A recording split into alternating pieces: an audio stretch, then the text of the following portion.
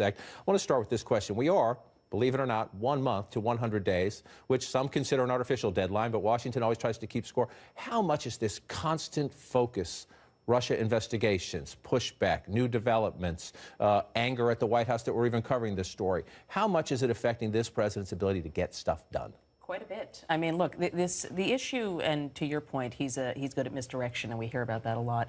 There's been a big theory in Washington for a while now that every time the president tweets, it's some kind of a distraction from something else. That's like saying that you're burning your hand to distract from, your burning ear. This is not good every time he calls attention back to this, frankly. And when he characterizes it, Russia, just broadly Russia, as fake news or a scam, it sounds like he's talking about the entire story. Remember, the only thing that we do know is there was a hacking and that 17 different divisions of the intelligence community say that this was done with a high degree, relatively high in one case, degree of confidence by Russia, and that this was done to help elevate his campaign. So he sounds like he is dismissing all of that when he does this. Right. The White House has been unable to get out of its own way on this, and part of that, as you know, is that this president, when he feels like he is under attack, he attacks back. But now he's punching at ghosts and hitting himself in the face. Punching at ghosts, and part of the problem, look, I try to come at this, okay, listen to them. Listen to what they say. Nothing nefarious happened. These were just meetings. But, however,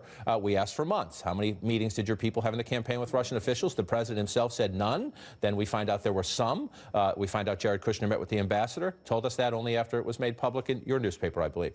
We found out Jared Kushner later met with a big Russian banker close to Putin. Found out that he disclosed that only after he knew the Senate Intelligence Committee knew about it. Now we find out Michael Flynn, who had to resign, didn't put on his financial disclosure form speaking fees and other money he took from Russian interests. When he took the job, he knew this was a big story. Now, again, that doesn't mean anything nefarious happened, but it does make you wonder. Well, yeah, and that's the thing. I mean, in terms of not being able to get out of their own way, if it was just the tweets, maybe they could move past it. It's not. It's the more it's like quicksand. The more they thrash, the deeper they go into this. And the more that we find out information, like the most recent Michael Flynn not claiming money he made from RT and money from speeches on his disclosure forms, as you said, it raises more questions than it answers. And that is a trend throughout this investigation and throughout this issue with Russia. Something else comes up, and it doesn't answer any questions. And Trump is also creating a lot of problems for himself. Remember, this whole wiretapping thing was created just because he wanted to respond. He opened up a whole new avenue of problems for his administration, which this week we learned has stretched into 3 White House aides giving information essentially to the House Intelligence Committee chairman, putting his credibility into question, really opening a Pandora's box of problems just because the president wanted to, maybe it was a misdirection or maybe it was just to fire back at his critics.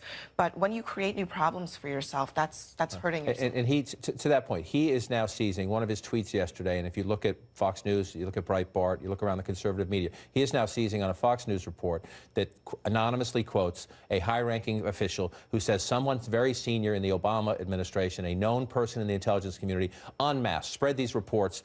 Trump transition officials picked up on some surveillance that's perfectly legal. Unmasking them, meaning disclosing their names or at least making clear who they are, that would be very unusual. They say this happened.